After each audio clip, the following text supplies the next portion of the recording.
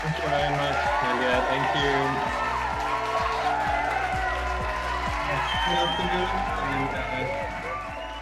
Hey everyone, good afternoon and welcome everybody. So I think today, as Nadia said, is going to be extremely fun. We are hoping that you get a lot of insights and also a bit of fun to break the session in the afternoon. We are nearing the middle of the sessions and we can see a lot of good insights coming through. So for the topic today, we're discussing lifestyle, right? So from in terms of consumer insights, all our lifestyles have changed. I think all of us in the panel can attest to that. We've all had our life changed topsy turvy. Had to have different coping mechanisms. We had to have prioritize our views differently, values of how we spend and work with finance and insurance differently. So to kick off the session today, my first question is to our social influencer on the panel. So Lenora, so Yes. you have had a lot of huge following across Instagram. You've had a lot of influence amongst different people. Now, what is an influencer? What do you think that means to you? Well, first of all, I want to say that I'm very blessed that I'm able to do a job like this. And I want to actually call it, other than influencing, is actually content creation. And the reason why I say that is because I believe that everybody in the world is an influencer. And it just so happens that this is a type of job where you create something which is predominantly social media online. And when people see it, they relate to it in some way. And then from there, they become influenced because you are either speaking your truth or you're speaking some kind of value that resonates with them. So to me, I would say it's the realm of, it's the industry, in a way, it's like entertainment as well, of content creation. And hence that's why, just like how the media in movies or even in print once upon a time, well, it's still valid actually. And that's how you influence people, because there's so much visual, there's so much expression through this kind of medium. So I would say that that is how people coin the term influencer. Because, like I mentioned, everybody is an influencer in the world. Like, you could be saying something to me, and it just so happens that what I'm saying now could be influencing your thoughts. So, Yeah. No, 100%. That's a fantastic viewpoint, right? So if you respect and if you like someone, what they say, what they recommend becomes an influence to you. So that's a fantastic point of view. So when it comes to, again, this is a question for all of us, but I'll start with Lenora. How do you, post-pandemic or even, during the lockdown when you think differently, right? How have you started prioritizing finances in your daily life, Lenora? such a personal question. You want something from me, huh? I'm kidding. I want to know your savings. I want to know how much money you have. How much do you charge as a content creator? I'm kidding, I'm kidding. Well, let's go with this. The money priority definitely has to go into savings. That's number one. And then there is another portion which I would put into the fund profile. And then obviously there's the one where I am learning a bit more about investments. So, hey, anyone in tune, you can tell me and teach me a lot more about that. Yeah. And I know that Have a insurance is, session with me. have a session with this. I definitely will do that, Norma. And the other part is insurance was something I never really thought about until quite recently, especially with the pandemic, and also because more of my friends were getting into insurance. And then when they paint the whole picture for me, I go like, yo, this is something that is necessary. Once again, maybe some young adults also like myself, you don't really think about it because taking things for granted once upon a time. And I suppose that's where the pandemic has really taught us to look at the bigger picture of where you want to see things long term, because everything suddenly you get distracted from the things of daily life, from work. You're rushing to places and then you don't stop to think. Yeah. And then suddenly now you have all this time, you're idle in your room for a bit because you're trying to get your mindset right. And next thing you know, like, where am I getting all my money from? What have I done with my money? Where is it gonna go? What's gonna happen in like 1 week, 5 years, then 10 years? And then you go into a whole shambles. So I'll go with where now the main thing with the pandemic is cash is king, because especially with how the economic situation is going, you really can't control it. So best thing is to have what savings you have. I suppose in this time is research on where you can put your money for investing. Yeah. And see how I would always love to see where I can make passive income. That's always been something I've looked Fantastic. at. Yeah. Fantastic. I think that's also that applies to all of us. What about everyone else in the panel? Do you guys have you changed the way you prioritize your finances? I just want to have a quick word across. Just anyone can just jump in. Yeah, I can jump in.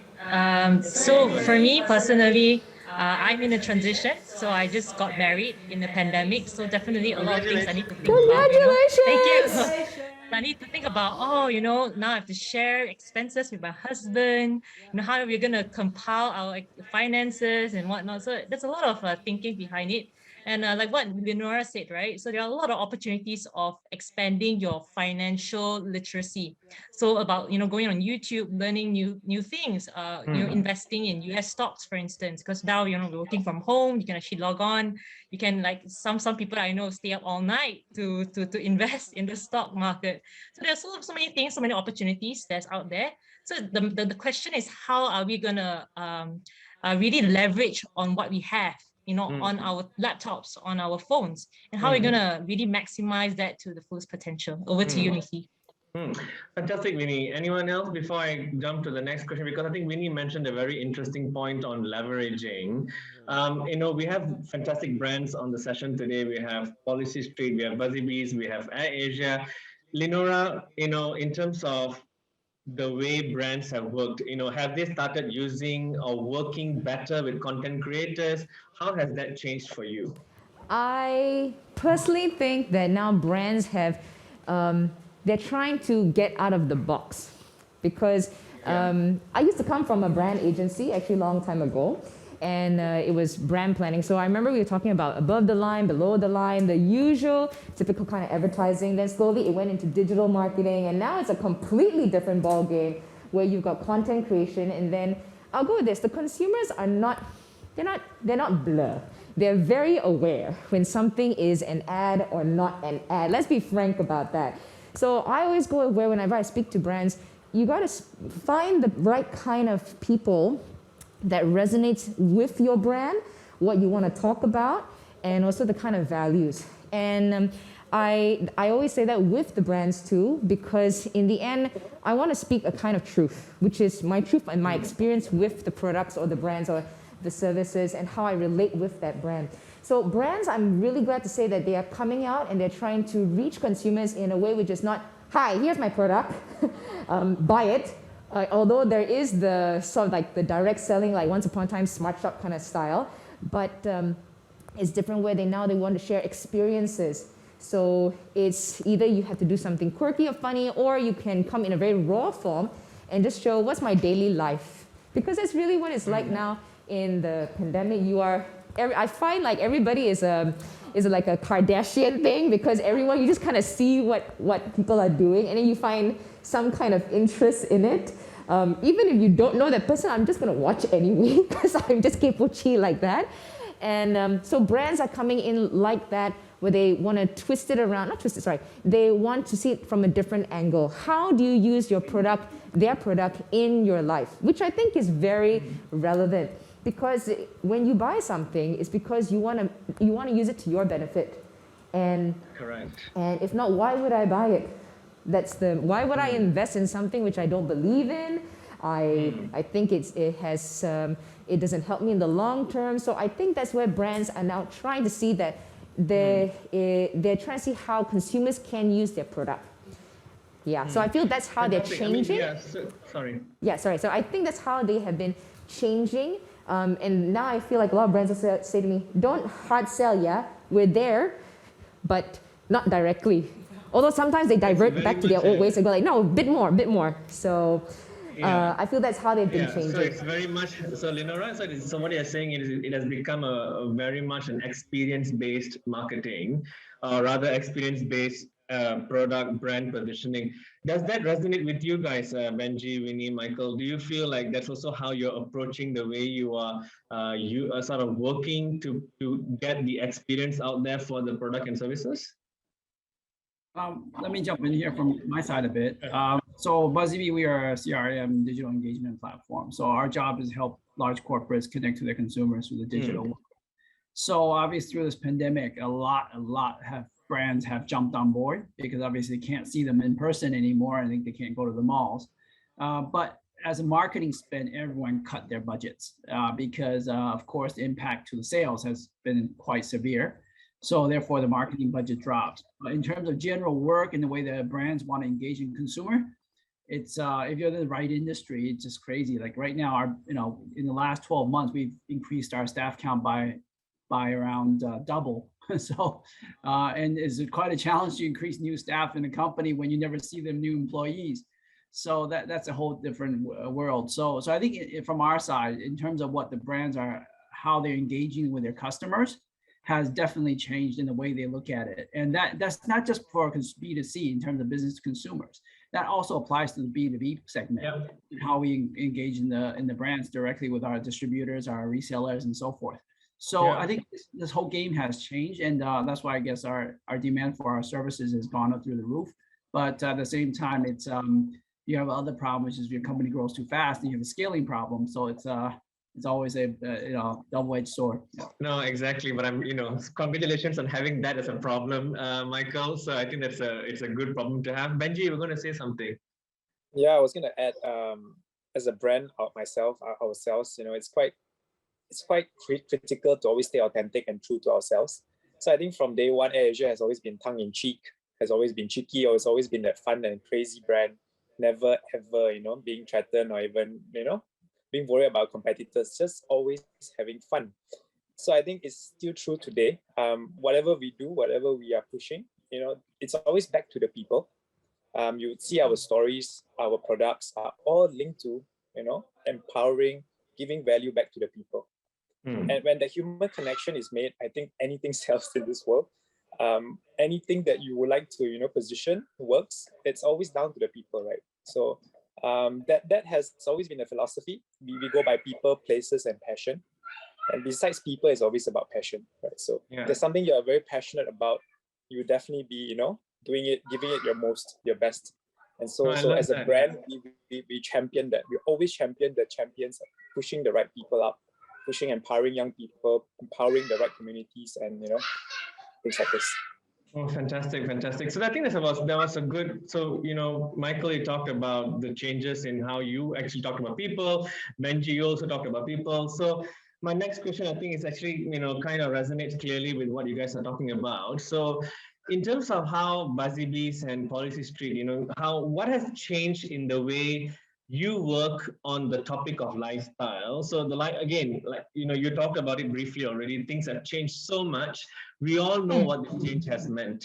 But what has the change meant for you as Winnie, for example, in terms of Policy Street? How have you changed the way that you guys work on product and services on the lifestyle category? Sure, happy to share that. I think 3 ways, if I were to put into 3 points. People are getting more and more comfortable transacting online right now. I think all of us in this panel or in the audience, you probably bought a bigger ticket item in these 18 months compared to pre-COVID, right? You bought beddings, furnitures on Lazada, Shopee, right? And so we see that the same phenomenon on our platform, right? Malaysians are paying 2,000, 3,000, 4,000 on their car insurance renewal online, right? End to end. And so we can see that people are getting more and more comfortable with the idea of transacting, doing financial services transactions, especially when it comes to insurance.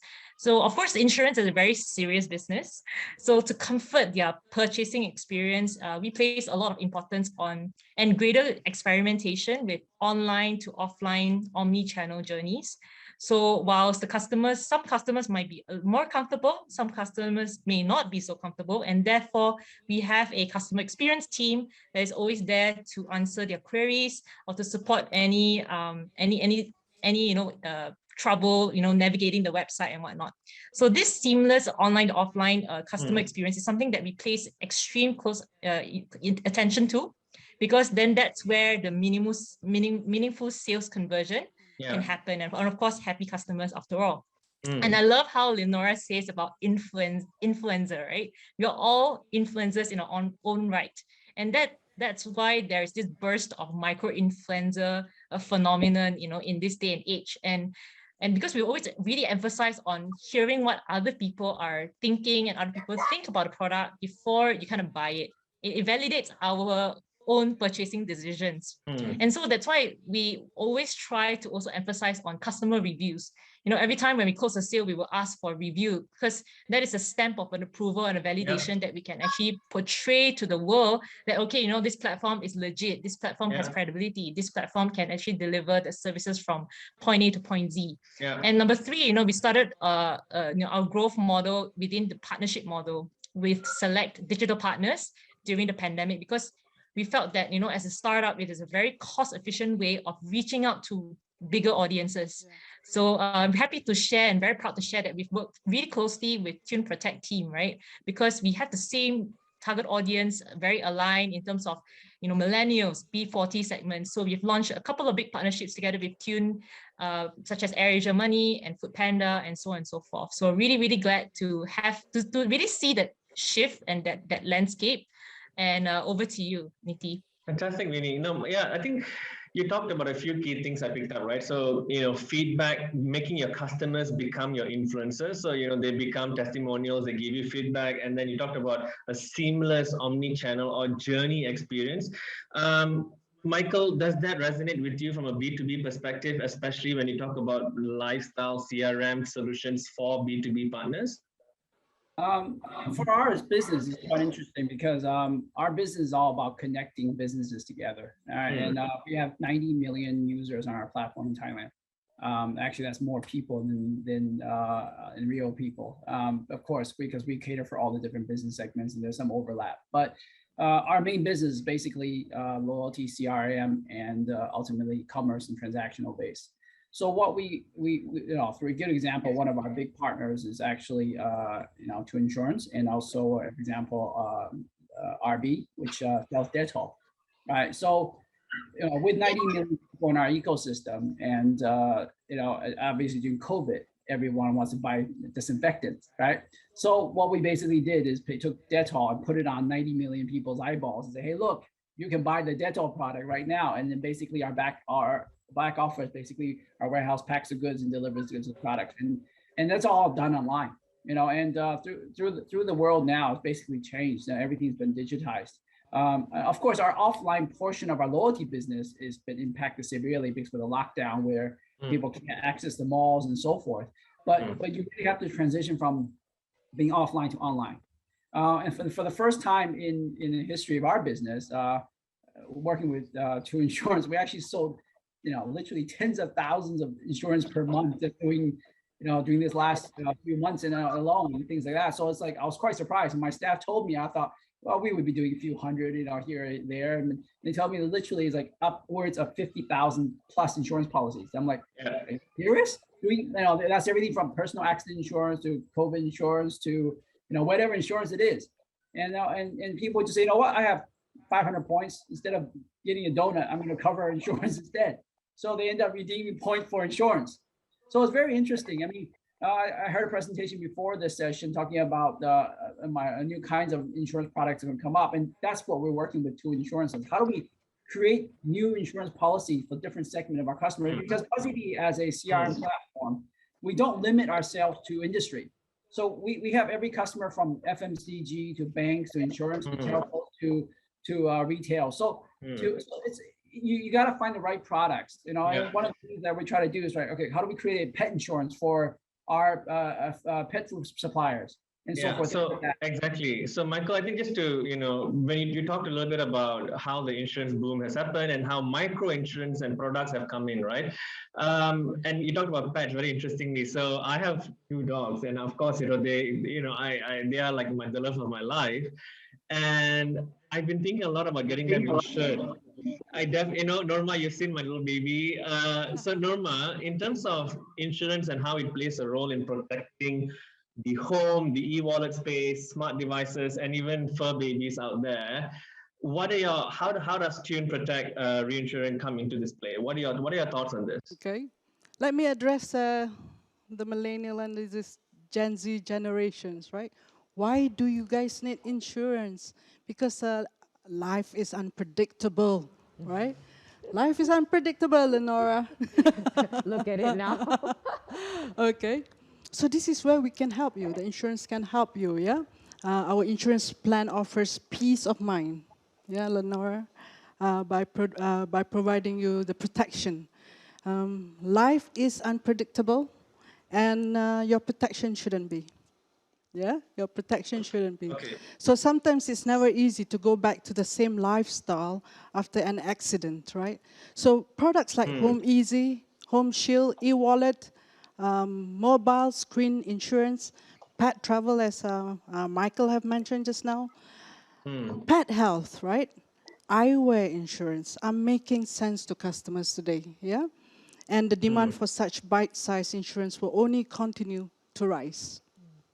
So this is where Tune Protect is special, because our lifestyle bite-sized product comes in sachet and small ticket insurance in non-comprehensive plan, focusing on your specific needs, and comes with low premium. Does that excite you, Lenora? Travel, it does. Lenora, if I you're not just wanted for careful, that time, Norma's yes. you're gonna walk away with a lot of insurance packages after this. So this is where Tune Protect, we provide you with all this variety of benefits, from lifestyle to living to care and well-being. So this is where Tune Right. Protect is very special. Right. So Norma, exactly right. So COVID has brought so much fear and uncertainty in all our lives. The fact that we are now starting to be self-aware and also aware of what is important to us and how we want to protect it. So that was a good point. So that also comes back to personalization, right? So for me, what is important may not be the same as what's important for Benji or Winnie or Michael, right? So Winnie and also to the panelists, do you think the demand for personalization has increased or has changed? And what does personalization mean right now in a post-pandemic world when everything is a digital experience, or most things are? Sure, thanks, Niti. I think personalization is perhaps the most significant trend to happen in insurance and reinsurance. And I say that in the capacity of, I used to be in actuarial back in my corporate days. And, pricing back then compared to now, I salute the pricing team of this era, whereby it's interesting. Everything, the data is much more granular. You need to go down to the deeper end to really give personalized pricing for each and every of the risks. But on a higher level, since the pandemic, there is a sense of heightened demand for flexibility, right? For autonomy amongst consumers. All of us are living drastically different lives now.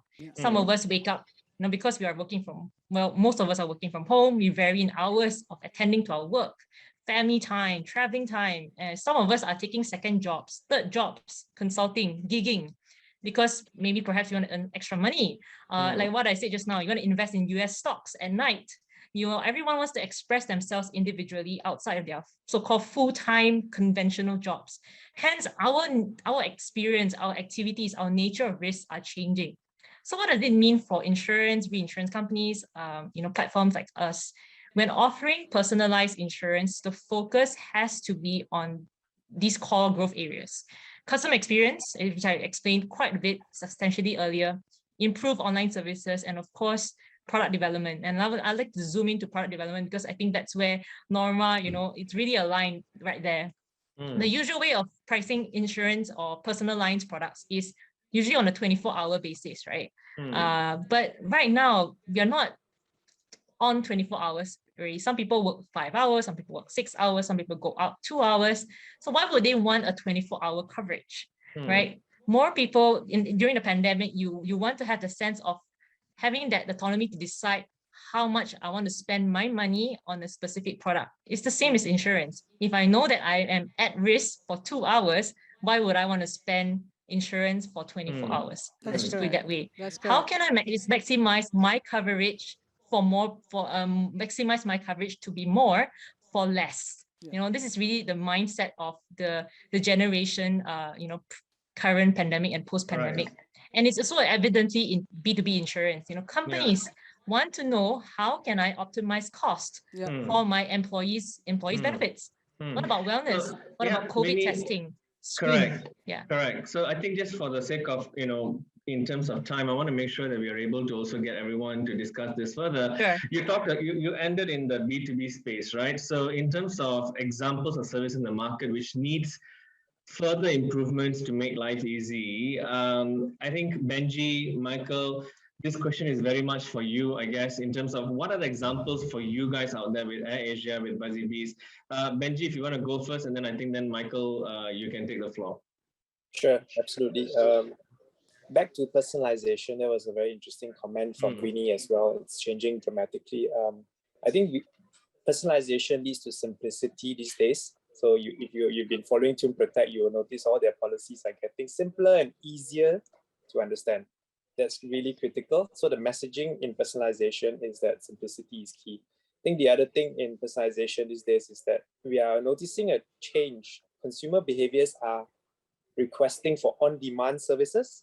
If you notice that with a snap of a finger, you will get your food, you get your groceries, you get your beauty products. I mean, from the AirAsia's perspective, what we provide to consumers.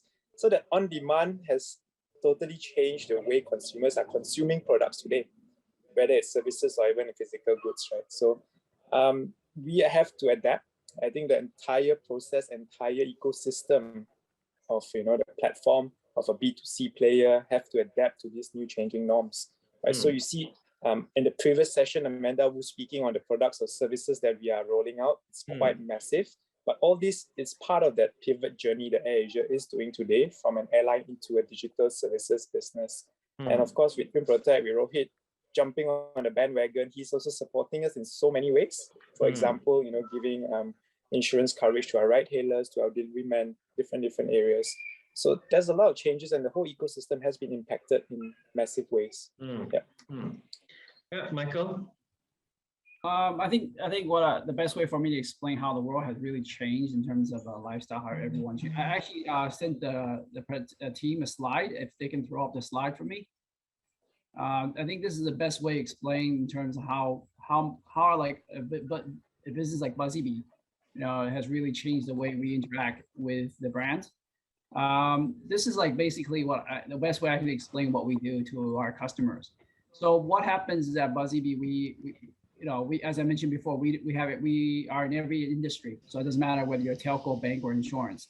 So what I wanted to show people is how the digital world has changed into a part of our life from morning, the time you wake up, till the time you go to bed, right? So everything along here is basically the type of services and customers that use our platform. So we wake up in the morning, the first thing we do is always turn on our phone, right? This is sort of like the standard norm nowadays. So they check their phone, and then it doesn't matter which telco you're using or what brand you're using. Generally, some part of that is integrated into our system for loyalty and rewards. And then after you finish that, you probably go to your banking app to check some banking, to do some transactions. And when that happens, it also will be integrated into our system, whether you use your credit card to redeem a benefit, or you're doing some transactional, you get a free cup of coffee. And these are the kind of things we integrate with the banking system. And as you drive to work in the mornings, and obviously nowadays we don't drive very much, but in the past, you would drive to work, you go fill up your gas with your cars. And when you fill up your gas, you earn more bonus points. You can redeem benefits from your mobile phone directly without ever leaving your car. And then when you go to lunch, you order food. Our system also does all the food ordering, e-commerce business like Burger King and CRG and all the different companies. So everything you order online is running through our system. And on top of that, they use that to help build the CRM, the loyalty components, and also, of course, fulfilling the orders. Okay.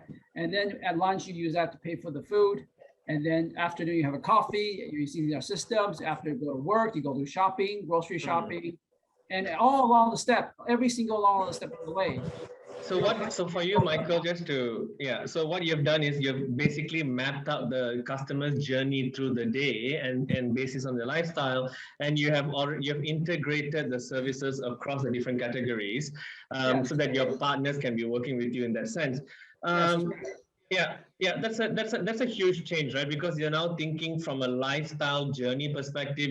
Everyone here is thinking about how to make it personal, because like what Benji said, on demand is now the biggest change in the way customers are looking at it. Right, and obviously, with that segment, everybody's different, right? You Yeah. can't just say, okay, everybody. I've seen from our data, same customer during Yeah. the banking transaction versus the filling up the gas stations. Even though same person, their behavior is completely different. So the personalization of understanding the customer in the context of where they are and what they're Yeah. trying to do is actually very important. So I think that's why the whole system now with digital allows us to do that much easier. So the whole world of how we engage with our customer with CRM data and loyalty Yeah. very much changed in Yeah, commerce. and that's where analytics and AI come in as well to basically address the customer where they are. So Benji, on that note, in terms of shifting demands, you mentioned a few things already, easy and on demand, which are the two main shifting demands out there. Has that changed? I mean, again, as you said, AirAsia has moved from a airline business to a digital services business. Does that resonate in terms of why the offer ecosystem has changed for you? I think the answer is yes. We have seen, simple as, our app, we've only had engagements when people want to travel.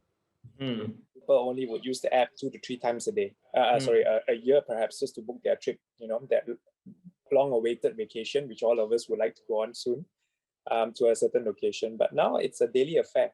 Every single day, we're seeing customers come in, browsing different products and services, making their pick. And that's where the whole ambition of the digital side of AirAsia is to bring that convenience and that value to our customers who have already experienced it on the airline side of the business, on the travel side of our entire business. Right? So this pivot isn't just done without any reason behind it, but it was really to enrich customers' lives going forward. And we know we can do it. It's definitely doable. It's a brand. I mean, Tune Protect is very well known. Equally, AirAsia is as well. And that investment in the brand is paying off today, right? So customers are not too far away from AirAsia's brand, despite the travel not happening in the past few years, in fact. And people are still in tune with our products and services. Yeah. So going forward, I think what we aim to do is look after our restaurants well, our customers well, our merchants well, and our riders well. These are all our stakeholders that we can make a difference as part of this shift. Yeah, so I just want to ask Lenora one question here. So Lenora, putting you on the spot, Benji talked about passion and people, and he talked about looking after everyone, right? Yeah. Sorry. Go ahead. Yeah, so in terms of you, Lenora, what has been the shift in demand in terms of where you see product and services coming out to work with you? The shift in how products and services are coming up to work with me, is it? Yeah, so the demand, do you see changes in the way they want you to work? Do you see a demand in terms of lifestyle products, or is it more, more long-term strategic products? What has that change been like for you? It's been a mixture, actually. So there's some where, for example, some which is not even relevant, not say not relevant, it's something which I'm not known for, which is trading, for example, stocks trading. And they came to me just because they want to choose my platform. And I'm like, okay, let's see how can I make this work and relatable to what I usually talk about, which is usually health, wellness, and just life in general. So it can actually work. I would say that now it's where I have to come up more creatively with how I want to make things engaging, because it's not just about showcasing a product anymore. It's also how they want us to be. We're basically like the brand agency. Once upon a time, they would go and hire a brand agency, and they say, this is the whole campaign. They still do have that, but now it's different where you have individuals. They go like, this is the brief, figure it out, and make it work for us. Yeah, so I feel like that's been the change. Now, just as I said, I came from a branding, advertising background. And I remember that was where obviously brand agencies would want to have that. Yeah. But now instead everybody is an agency of their own. Yeah. So yeah, exactly. So you talked about a lot on terms of, co-creation here, right? So, Norma, as Tune Protect Reinsurance, right? So, you're a reinsurer with a difference. What does that mean? How do you innovate in this space? Okay. First of all, welcome to the new norm. Yeah, my name is Norma. The team call me Norm, so welcome to the new norm. It's a total norm domination this way forward, right? So let me summarize what it is towards the end of it. Yeah, for Tune Protect, we will innovate through technology. We will innovate through technical underwriting, right? That's our specialty, our underwriting expertise. And the agility in our product development, right? And our turnaround time to the market. And our digital offering. So this is all our secret recipe here, which I'm sharing, right? And just like how our Gen Zs and the panelists was talking about is getting an insurance policy with just few clicks of a button, yeah? So if we can put this all together, the company, the insurance company will be amazing. Perfect. So, guys, I think, this was a fantastic session, Norma, Thank you, Winnie, Niti. Michael, Benji, and Lenora. I think this was really, really fun, and we really had a lot of good insights. Just to summarize and just to wrap up, I think we've heard three things. I've taken notes of three things in terms of lifestyle and what that value means to ours in life of insurance. We talked about brand experience, right? So no more getting one-to-one. The one-to-one marketing, one-to-one brand experience is very much a what is in demand right now from a customer point of view. We talked about personalization, making it easy, making it on demand, having testimonials, and making sure that it's a seamless experience across the board. And then finally, we talked a lot about innovation and digitizing in terms of making sure you're scaling in order to match the changing demands. So with these 3 points in terms of lifestyle and how it really changes the way insurance is now in our daily lives, I want to thank the fantastic panelists. I don't want to call you panelists, I want to call you conversationalists. We had a fantastic conversation around this. Thank you. And now I pass it over to Nadia. Thank you, everyone. Thank you, Niti. Bye. Thank you. Thank you. Thank you. Thanks. Bye.